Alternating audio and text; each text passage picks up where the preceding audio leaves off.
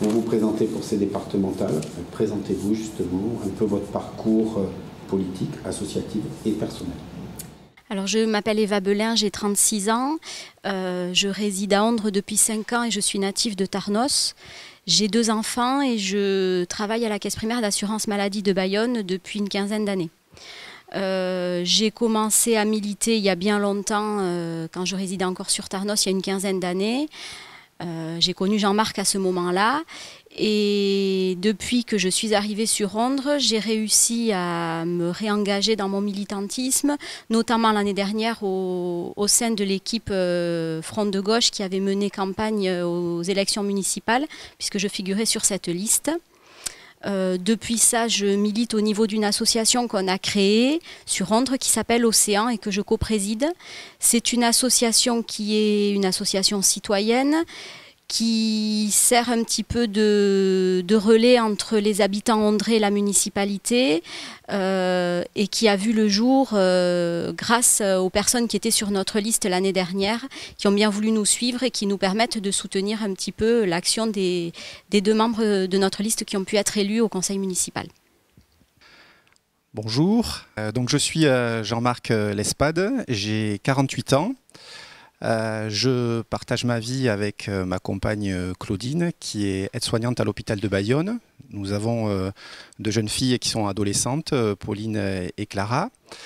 Je suis professionnellement fonctionnaire territorial en détachement depuis que j'assume le mandat de maire de Tarnos. Ça fait maintenant 10 ans, puisque je suis devenu maire de Tarnos en 2004. Je suis arrivé à l'action politique d'abord par le militantisme, puisque j'ai été durant plusieurs années militant au sein du mouvement de la jeunesse communiste. J'ai notamment beaucoup milité en faveur de la libération d'un homme extraordinaire. Je veux parler de Nelson Mandela. Sur le plan associatif, j'ai été également investi après avoir porté les couleurs de l'école de rugby du Boucau Tarnos Stade. J'ai ensuite changé de ballon pour utiliser et pratiquer le football au sein de l'association sportive tarnosienne. J'ai porté le maillot orange et noir durant pratiquement une vingtaine d'années. Bonjour, je m'appelle Isabelle Nogaro, j'habite donc à Tarnos. Je suis mariée, j'ai 3 enfants et je travaille à la caisse d'épargne. Donc mon engagement remonte à il y a longtemps, d'abord par l'associatif puisque j'avais rejoint les équipes de parents d'élèves de l'époque. Et je suis restée de nombreuses années dans les bureaux directeurs. Ensuite, j'ai donc participé aussi au sein de l'association de l'école de musique de Tarnos très très longtemps. Et puis un jour, Jean-Marc Lespade est venu me chercher en 2008 pour rejoindre son équipe. Et donc, je suis élue donc, depuis cette date. En cours de mandat, j'ai rejoint le secteur de la culture et Jean-Marc m'a nommée maire adjointe. Et depuis donc, les dernières élections, je suis en charge, toujours maire adjointe, du développement économique. Voilà. Bonjour, Dominique Lapierre. J'ai 67 ans, je suis marié, j'ai une grande fille.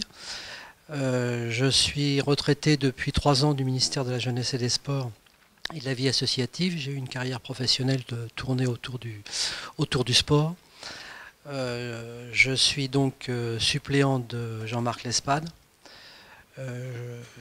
En fait, s'il va de soi que je suis de gauche, mon implication va au-delà puisque je suis impliqué dans aucune formation politique. Par contre, je suis impliqué dans un certain nombre d'associations liées à la démocratie, donc l'association pour la démocratie directe et l'association Anticorps qui lutte contre la corruption des élus, à la fois en France et à la fois sur le plan international.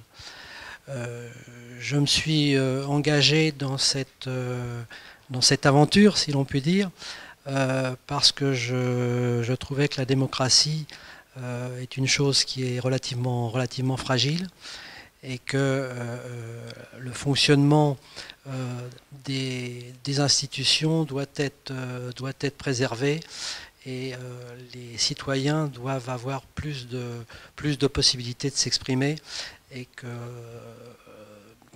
les pseudo-élites ne soient pas uniquement, que l'on voit dans les médias, ne soient pas uniquement les porte-parole de la politique.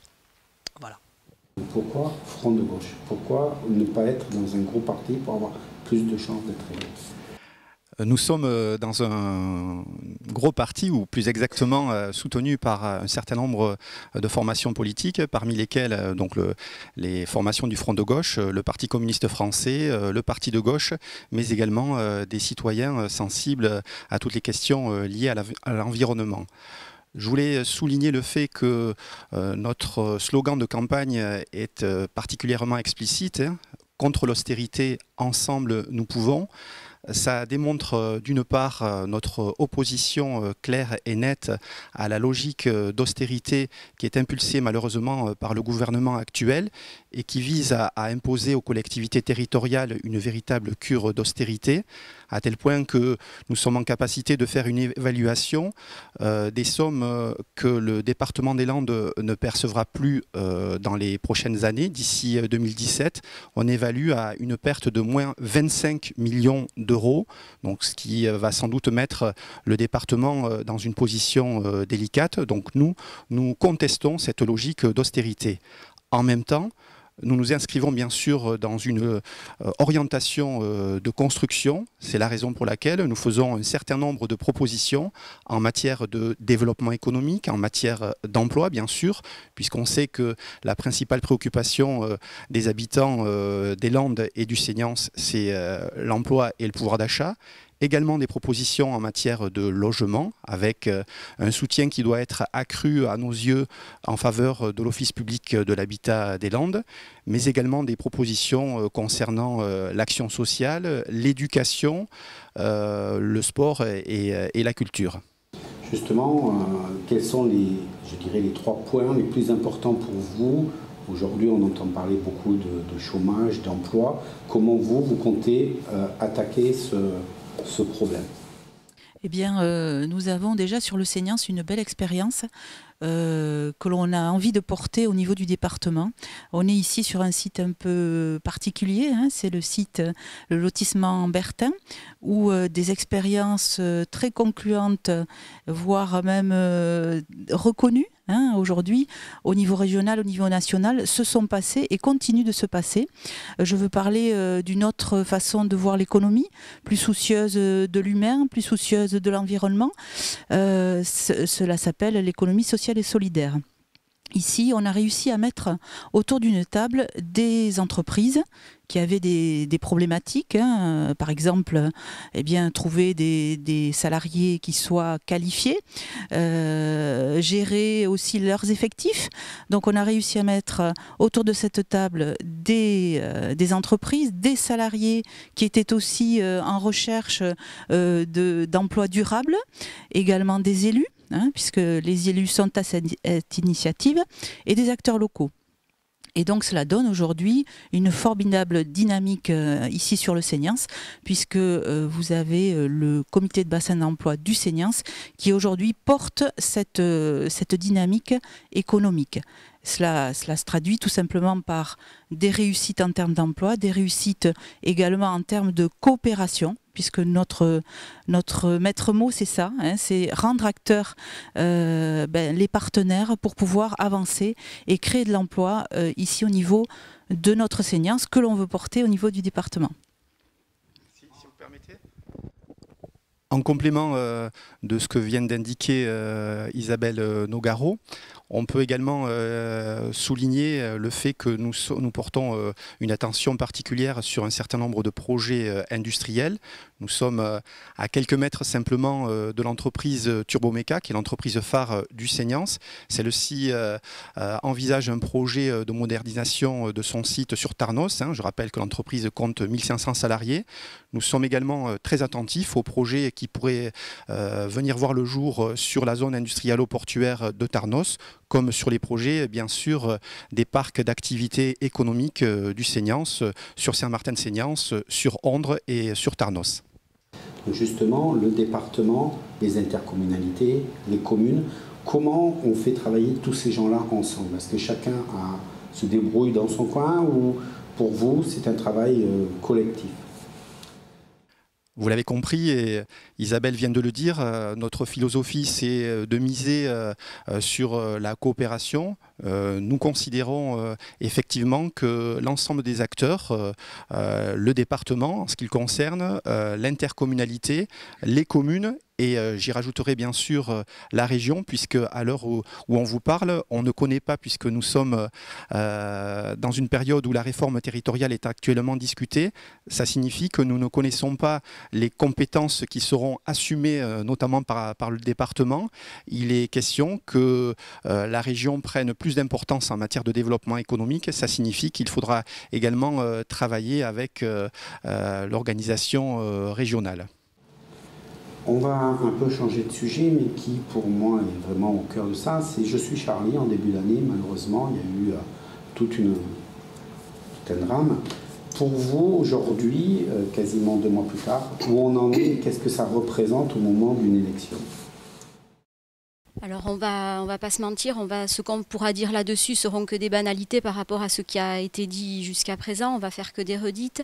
Alors oui, aujourd'hui je suis Charlie, moi je pense que pour l'élection qui nous concerne nous aujourd'hui, il va falloir qu'on motive les gens pour aller voter, parce que beaucoup ne voient plus l'intérêt d'aller voter. Nous, ce qu'il faut qu'on leur propose à ces gens-là, c'est effectivement il faut qu'on arrive à créer du lien entre les gens. Je pense que le lien, on le crée avec l'école, avec la culture. À partir du moment où les gens se connaissent les autres, acceptent les autres, apprennent à vivre avec les autres, on peut vivre tous ensemble, on peut vivre bien, et ça fait partie des secteurs qui sont portés par le département, puisque je rappelle que le département a en charge la politique en faveur de la jeunesse, et qu'on a des leviers sur lesquels on peut jouer pour apprendre aux gens à vivre ensemble, à s'accepter, à ne pas avoir peur de l'autre. Alors effectivement, il faudra y consacrer des moyens. Alors je pense notamment, on en a discuté déjà plusieurs fois, aux éducateurs de prévention qu'on a sur le secteur. Mais les éducateurs de prévention, pour l'instant, sur notre territoire qu'est le Seignance, nous n'avons qu'un seul poste. Alors je vous laisse deviner, vu l'étendue du territoire, les disparités entre les zones, on ne rencontre pas les mêmes personnes quand on vient sur Tarnos ou quand on va dans des territoires un peu plus reculés ou un peu plus ruraux peut-être. Les jeunes n'ont pas les mêmes problématiques. Donc il faudra renforcer effectivement les effectifs d'éducateurs de prévention. Il y a un deuxième outil qui me semble essentiel à maintenir et à aider, c'est le foyer des jeunes travailleurs de Tarnos, qui est un outil majeur de la politique en direction des jeunes et qui mène une mission importante d'accompagnement. Donc je pense qu'effectivement, il faudra qu'on maintienne un partenariat, qu'on se batte pour que les dotations continuent à y être versées et qu'on l'accompagne notamment dans le cadre de sa reconstruction ici sur le pôle Bertin. Justement, faisons une projection au soir du 29 mars, vous êtes élu.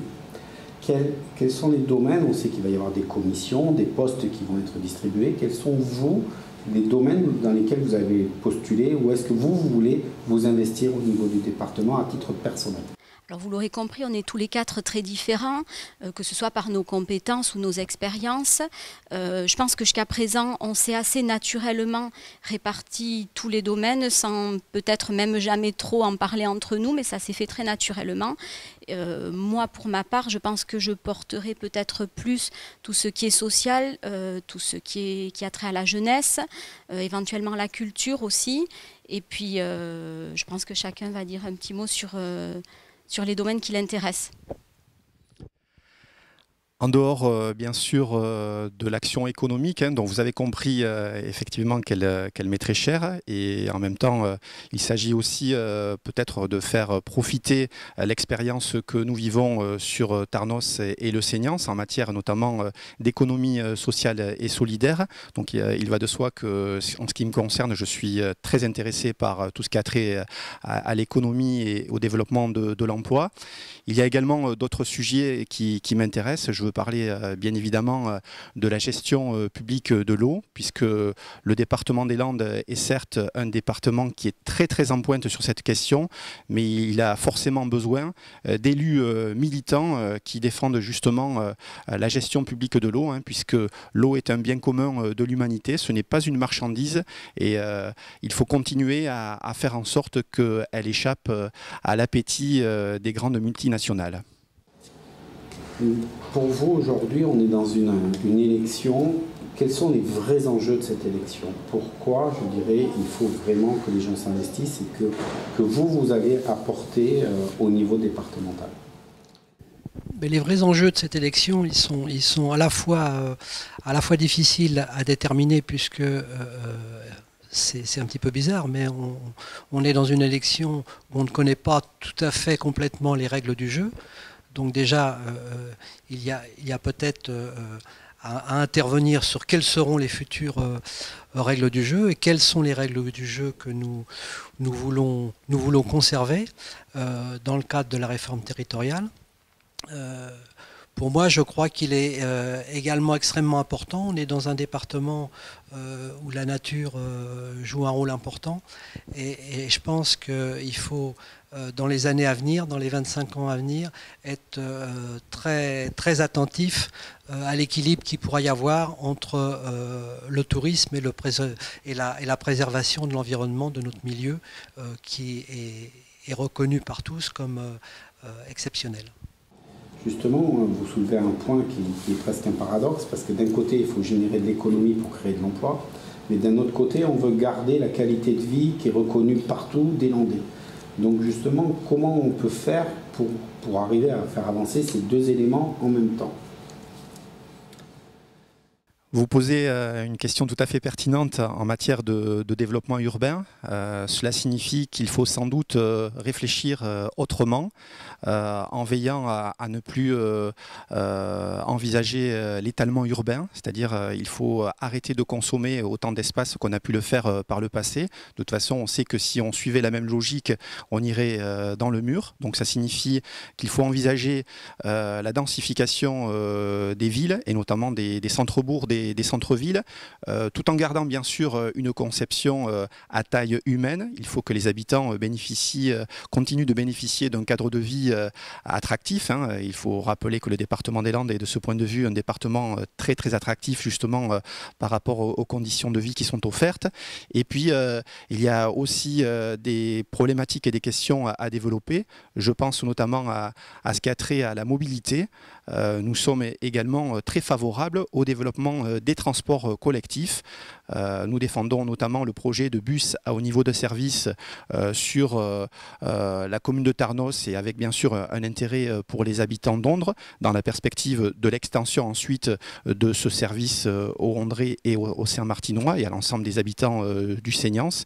Et nous sommes également très intéressés par l'hypothèse du développement du transport ferré, avec la mise en place d'un certain nombre de stations, par exemple à Ondres et à Tarnos, qui pourraient accroître l'offre en matière de transport et de mobilité. Justement, vous faites allusion à des projets qui aujourd'hui, je dirais, beaucoup de jeunes sont contre tout. Donc comment vous allez faire pour savoir si le projet est viable, intéressant et qu'il apporte quelque chose, et contre ces gens qui, quelque part, systématiquement, sont contre? Ce qui nous distingue peut-être par rapport à nos concurrents, c'est que nous sommes particulièrement soucieux de tout ce qui a trait à la démocratie participative. C'est vrai que sur Tarnos, par exemple, nous avons une petite expérience en la matière, mais également au travers du secteur associatif. Eva et Dominique ont également une expérience qui est également très forte et très positive. Ça signifie que lorsqu'il y a débat, parfois désaccord, nous pensons qu'il faut miser sur la concertation, mais la véritable concertation, parce que bien souvent, on a le sentiment que les choses ne sont pas mises en place correctement en matière de concertation. Je prends l'exemple sur la LGV, qui suscite aussi beaucoup de réticences, pour ne pas dire d'opposition. Je pense aussi à un sujet qui nous nous préoccupe sur Tarnos, hein, la mise en place d'une plateforme d'autoroute ferroviaire. Nous sommes derrière le projet identifié. Voilà, tous ces projets, on ne crée pas les conditions pour permettre une appropriation et un véritable débat. Nous pensons que les élus, et c'est la responsabilité des élus, doivent créer justement les conditions de ce véritable débat participatif et démocratique. On va arriver à la fin de cet entretien et le but, c'est d'être élu. Donc, comment me convaincre que je vote pour vous ? Alors déjà, je crois que notre maître mot, c'est la proximité avec les habitants. On a une petite expérience, comme le disait Jean-Marc, de démocratie participative. Et c'est vrai que, en toute modestie, je crois qu'on est quand même très identifié sur notre séance et également sur les projets que l'on porte et les valeurs que l'on porte.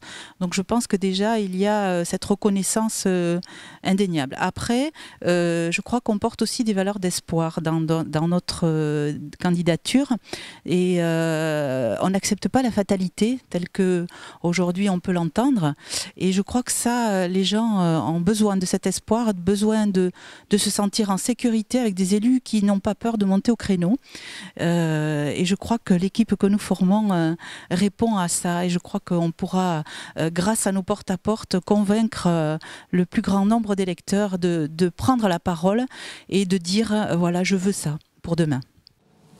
Justement, quelles vont être vos occupations pendant tout ce mois qui vous reste ? Alors, il faut savoir que nous avons déjà commencé cette campagne tambour battant, puisque nous sommes présents sur les marchés, nous sommes présents à la porte des entreprises et nous sommes également présents auprès des habitants du Seignance, puisque nous avons commencé un porte-à-porte très très important. Nous étions ces derniers jours sur Saint-Barthélemy, sur Tarnos, et nous allons également visiter les habitants du Seignance des autres communes. Là aussi, je pense que c'est quelque chose qui nous distingue des autres candidats, c'est que nous allons à la rencontre des électeurs en essayant bien sûr d'abord de les écouter, parce que les habitants ont souvent des choses à nous dire, et ensuite en essayant de leur proposer un certain nombre de propositions, mais il va de soi que les électrices et les électeurs seront sans doute attentifs et réfléchiront à avoir des élus combatifs qui ne se résignent pas, qui portent l'espoir et la construction. C'est tout à fait l'esprit de notre candidature. Vous parlez beaucoup de porte-à-porte, de marché, d'aller à la rencontre des gens. Or aujourd'hui, on pourrait croire que tout se passe sur les réseaux sociaux. Donc comment vous allez utiliser, ou est-ce que c'est aussi montrer que vous êtes différent en refusant d'utiliser ces outils ? On ne refuse pas d'utiliser les outils. Je pense qu'on les utilise à notre mesure. On n'a pas jugé utile de faire un site internet ou une page Facebook, mais on a quand même Jean-Marc, qui est maire de Tarnos, qui compte bon nombre d'amis sur un réseau social bien connu qui est Facebook, et qui est notre ambassadeur, puisque la moindre de ses publications touche un grand nombre, un public très large. Mais après, quand même, on reste persuadé que le contact direct avec les gens, que la rencontre avec eux, l'échange, le fait de les rassurer sur notre réelle volonté de les placer au centre de nos débats et de nos propositions, on reste persuadé que c'est comme ça qu'on va les convaincre d'aller voter déjà, parce que beaucoup d'entre eux ne savent pas qu'il y a cette élection, et aussi de les convaincre de voter pour des gens qui vont réellement porter leurs préoccupations au niveau du département. Le Seignanx, c'est un petit territoire, et nous, on veut le faire aller au niveau du département, on veut défendre les couleurs de notre canton, et un petit peu enrayer les disparités qu'il pourrait y avoir entre un côté du canton et un autre, quel que soit le domaine dont on parle. Voilà. Et je pense que c'est en rencontrant les gens qu'on peut les convaincre de la sincérité de notre démarche. Donc on va finir par vous, et ma question est plus personnelle, pas très politique. Quand on pourrait profiter de la vie, être à la retraite, qu'est-ce qui fait qu'on a envie d'aller au combat, d'aller convaincre des gens, d'aller leur dire qu'il faut aller voter ? Alors moi, en tant que retraité, effectivement, ce qui m'a plu dans ce challenge, puisque j'ai un passé professionnel un petit peu sportif, c'est d'être les challengers, et c'est de n'avoir rien à perdre. Et je sais que dans un match, quand on n'a rien à perdre, on est dans la meilleure position. Oui, moi aussi je voulais indiquer, je suis issu du milieu sportif. Je rappelle que nous sommes des outsiders, mais des outsiders très sérieux. C'est la raison pour laquelle on appelle les électrices et les électeurs du Seignance à bien réfléchir et à se positionner en faveur de notre candidature dans l'intérêt bien sûr du Seignance.